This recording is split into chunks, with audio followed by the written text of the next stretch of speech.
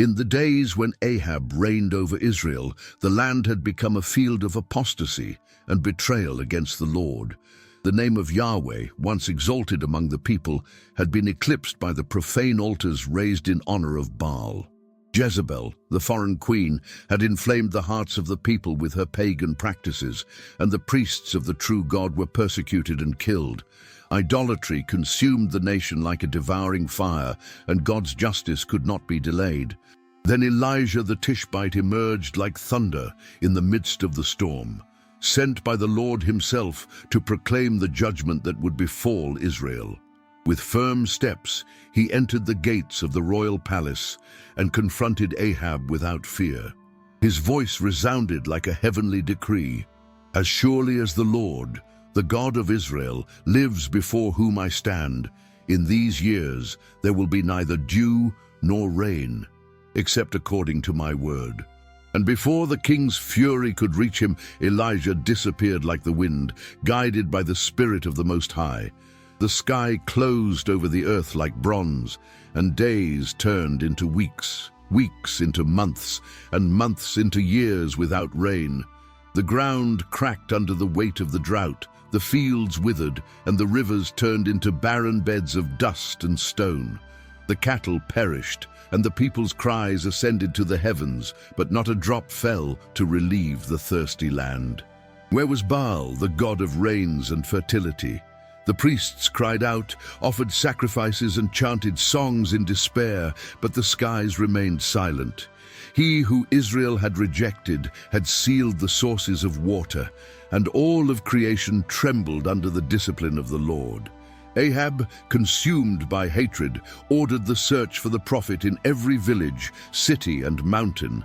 But Elijah was hidden under the hand of God, sustained by a miracle that defied human logic. The Lord spoke to Elijah and commanded him to withdraw to the east, where he would hide by the brook Cherith. There, in the silence of the wilderness, he would witness the divine care that sustained his servants, even in the driest of times. The prophet obeyed without hesitation and found refuge among the stones and the scant vegetation of that lonely valley. By day, the sun scorched the earth like a devouring fire. By night, the winds whispered among the mountains, bringing with them the biting cold of solitude. But God did not abandon him. The brook, still untouched by the drought, flowed with fresh waters that quenched his thirst. And every morning and every evening, ravens, messengers of the Most High, brought him bread and meat, as if invisible servants were fulfilling the command of the heavenly King. No creature would dare to feed a man, for the instincts of the earth command each to preserve their own life. But the ravens, under the divine decree, became the prophet's sustenance.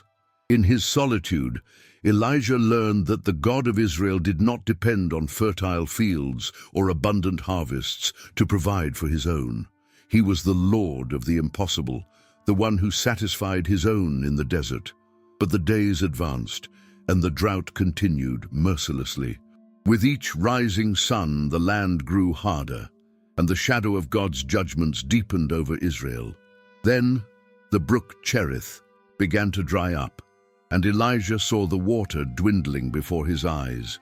The sustenance that had been assured to him now dissipated, not by divine abandonment, but because God was calling him to a new path.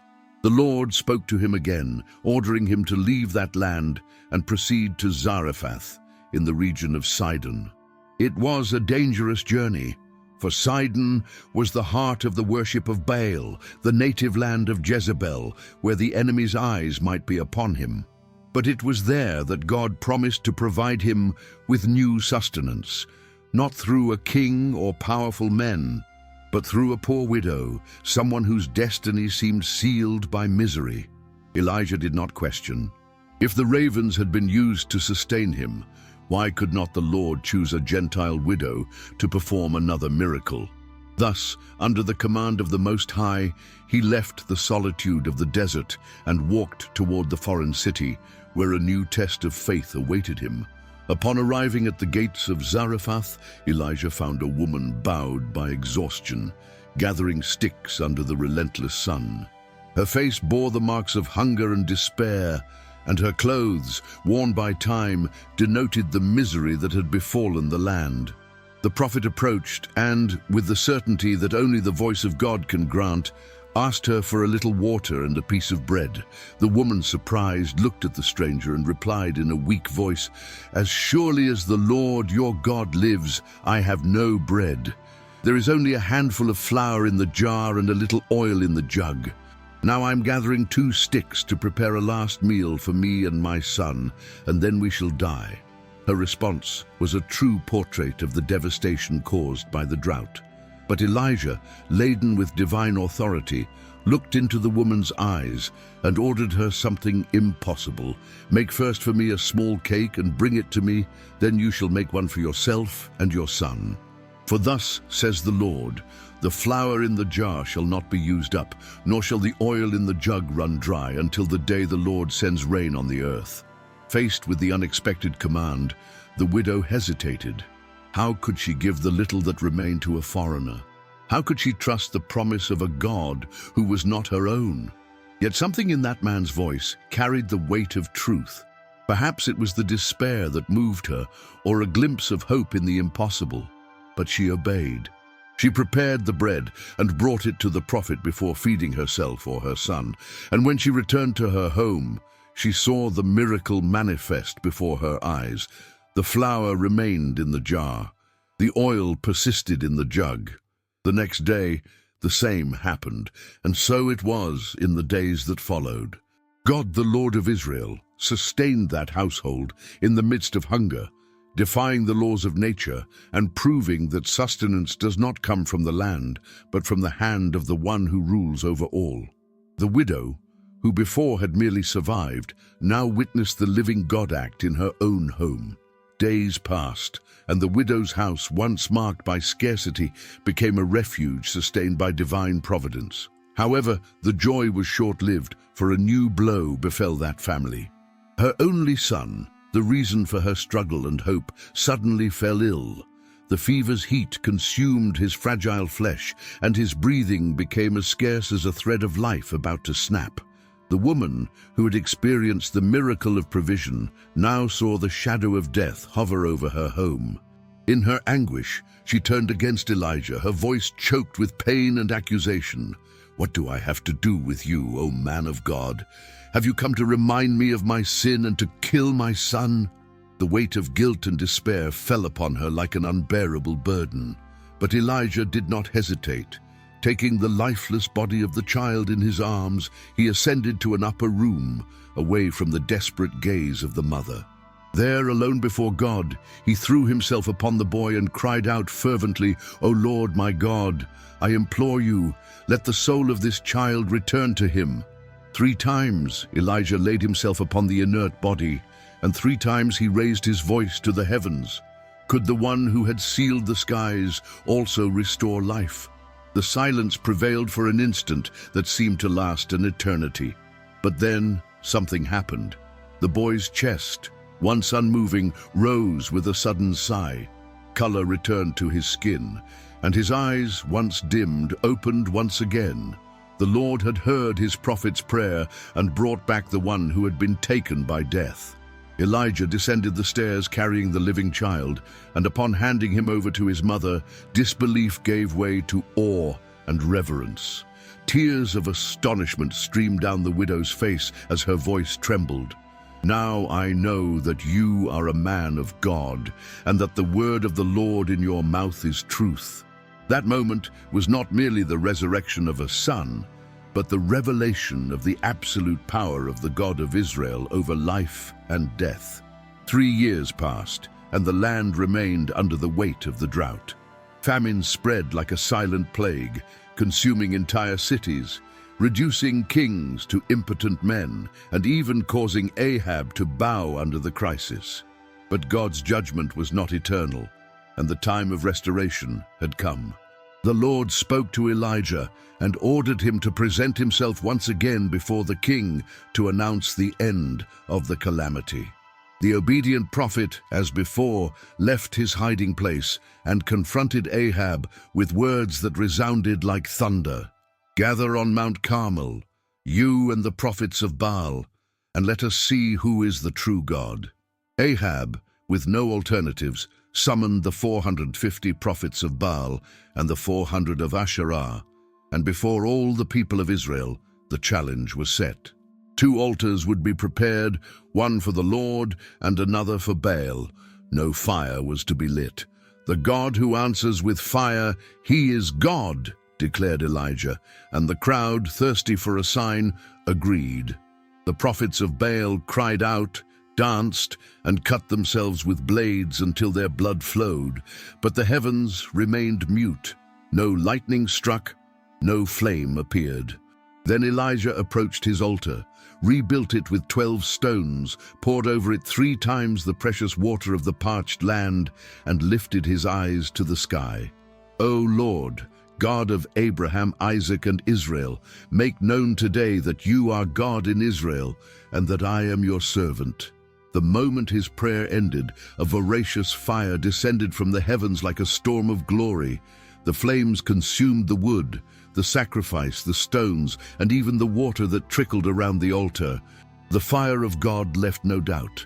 The people, terrified, fell face down to the ground and cried out in one voice, "The Lord is God! The Lord is God!" The silence that had dominated the heavens for 3 years was broken. Elijah ordered the capture of the false prophets, and they were eliminated, removing corruption from the nation. Then the prophet ascended to the summit of the mountain, bowed in prayer, and sent his servant to look to the horizon. 6 times there was nothing, but on the 7th, a small cloud appeared over the sea. Elijah rose and declared, "Hurry, Ahab, for there is the sound of abundant rain." In a few moments, the winds howled, thunder roared, and the heavenly gates swung open. The land, once parched, was flooded by the waters of restoration. Elijah, seized by the power of the Lord, ran ahead of Ahab's horses to Jezreel, for he who walks with God always arrives before the storm. But the victory on Mount Carmel was not the end of the battle. Jezebel, upon learning of the fate of the prophets of Baal, burst into fury and swore vengeance against Elijah. "May the gods severely punish me, if by this time tomorrow I do not do to him what was done to the prophets." Her hatred was a venom that contaminated the palace corridors, and the threat echoed through the alleys and streets of Israel. Elijah, who had faced hundreds of false prophets alone, who had defied the king himself and ordered the rain to return to the land, now felt the weight of fear. He fled into the desert, where the heat was cruel and the solitude suffocating. His strength seemed depleted, and his soul, tired from the burden of his mission, cried out in despair, "Enough, Lord! Take my life now, for I am no better than my fathers." He lay down under a withered tree and awaited death. But the God who had given him fire and rain would not abandon him. While he slept, an angel of the Lord touched his shoulder and said, "Arise and eat." Before him lay a cake baked on stones and a jug of fresh water. Elijah ate and drank, but discouragement still dominated him, and he lay down once again. Then, for a second time, the angel awakened him and ordered, "Arise and eat, for your journey is long." Strengthened by the heavenly food, Elijah walked 40 days and 40 nights until he reached Mount Horeb, the mountain where God had spoken to Moses centuries before.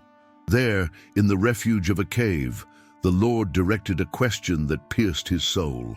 "What are you doing here, Elijah?" The prophet poured out his anguish before God. "I have been zealous for the Lord, but the children of Israel have rejected your covenant, torn down your altars, and killed your prophets.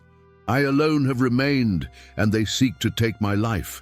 Then God ordered him to go out and stand upon the mountain. A powerful wind arose, shattering the rocks around him, yet the Lord was not in the wind. Afterward, an earthquake came, shaking the earth, but the Lord was not in the earthquake. Then came a consuming fire, but the Lord was not in the fire. Finally there came a gentle whisper. Elijah, fearful and trembling, covered his face with his cloak and went out to the voice of the Most High. In the quiet of that whisper, Elijah understood a mystery that surpassed his comprehension. The God who had sent fire upon the altar, who had closed the skies and then reopened them, now spoke in a different way. He was not only present in the grand and visible acts, but also in the softness of a voice that penetrated the heart. Elijah remained motionless, his soul still wavering between fear and resignation, and once again the voice of God echoed, "What are you doing here, Elijah?" The prophet repeated his lament, his fatigue, his loneliness, but the Lord did not answer with words of comfort nor with promises of rest. Instead, he gave him a mission. "Return the way you came," said the Lord. "Anoint Hazael as king over Syria, Jehu as king over Israel, and Elisha as the prophet in your place." Elijah's time on earth was not yet finished, and his journey, far from being concluded, needed to prepare the way for those who would come after him. But before departing, God revealed to him a hidden secret. "I have reserved 7,000 in Israel, all the knees that have not bowed to Baal and every mouth that has not kissed him." Elijah was not as alone as he had imagined. With a new purpose engraved in his soul, Elijah descended from the mountain and began his final mission. He found Elisha plowing the land and cast his prophetic mantle upon him, marking the beginning of a new lineage of servants of the Lord. But Elijah's destiny was not to die as ordinary men do. The years passed, and the day came when the heavens would call him back. He and Elisha went together to the Jordan, where Elijah struck the waters with his mantle, and they parted before them. On the other side, as they walked, a whirlwind suddenly arose, and a chariot of fire descended from the heavens, surrounded by flaming horses. Elijah was caught up in the celestial storm, and his figure disappeared before Elisha's eyes, who cried out, my father, the chariots of Israel and its horsemen." But Elijah was no more. His mission had been fulfilled, and he was taken to the very presence of the Lord without tasting death. Only his fallen mantle remained, a sign that God's work would continue through those who came after. The news of Elijah's disappearance spread among the disciples of the prophets, and many sought the body of the man of God, but nothing was found. His departure was not an ordinary farewell, but a testimony that those who walk faithfully before the Lord do not belong to the earth, but to heaven. Elisha, the chosen successor, took up the mantle left by Elijah and returned to the Jordan. There he fixed his gaze on the waters that had once parted at his master's command, lifted the mantle and struck the current, crying out in a strong voice, "Where is the Lord, God of Elijah?" And the waters, as if recognizing the authority of the one who would continue the work, divided once again.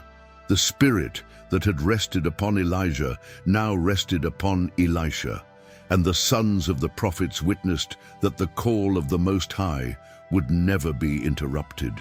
Elijah had departed, but his voice would echo for generations, for he was not only a prophet of miracles and judgment, but a herald of Israel's restoration and a living testimony to God's glory. Yet Elijah did not disappear from history. Centuries later, his presence would be felt once again upon a mountain where the earth and the heavens would meet in a supernatural way. One day in the future, Jesus, the Son of the living God, would ascend with 3 of his disciples to the Mount of Transfiguration. And there, enveloped in celestial light, Elijah would appear alongside Moses, conversing with the glorified Christ. It was a sign that his mission transcended time, for Elijah belonged not only to the past, but to the eternal purpose of God. His name would remain linked to the great restoration that was yet to come, and his legacy would continue echoing through the centuries. For he who ascends to heaven in a whirlwind of fire will never be forgotten in the land of men.